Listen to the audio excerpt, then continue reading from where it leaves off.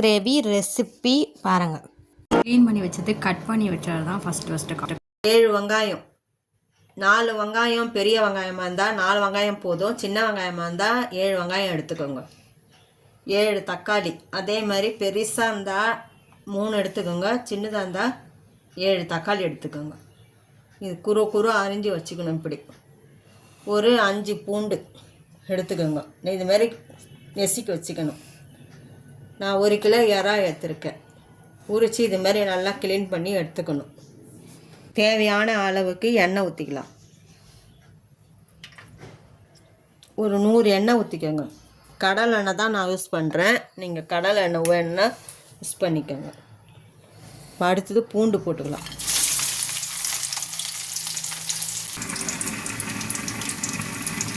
இந்த 7 வெங்காயத்தை போட்டுக்கலாம்.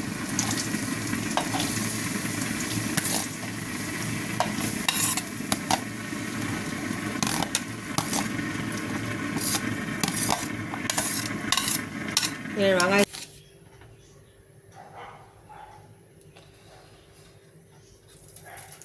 1.5 டீஸ்பூன் போட்டுக்கலாம்.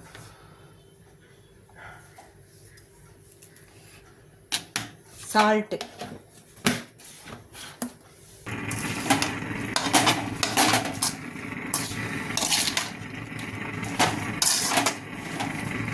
அதங்க லேட்டாக ஆகும். இப்போ தக்காளியை போட்டுக்கலாம். இப்போ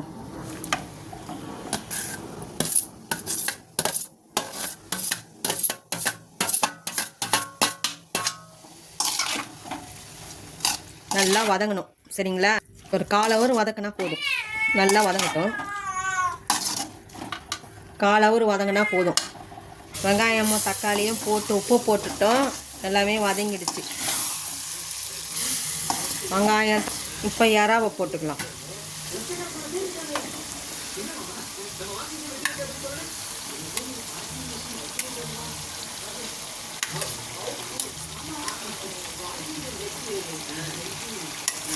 தண்ணி இல்லாமல் போடணும்.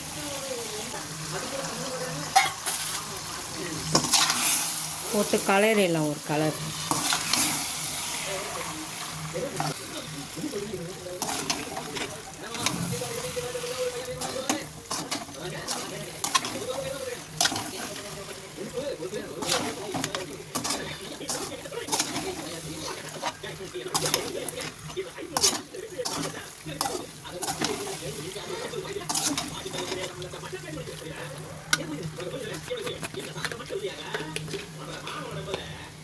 கால் டீஸ்பூன் மஞ்சள்தூள்,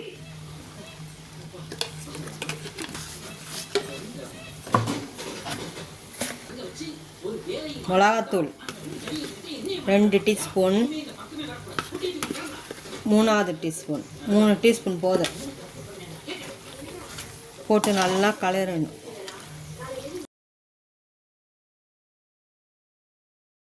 எப்படி செவந்துச்சு பாருங்கள். அவ்வளோதான், ரெடி ஆயிடுச்சு. அவ்வளோதான், இதோட எறா தொக்கு முடிஞ்சிடுச்சு. இதை வீட்டில் செஞ்சு பாருங்கள். எப்படி இருக்குன்னு சொல்லுங்கள். சூப்பராக இருக்கும்.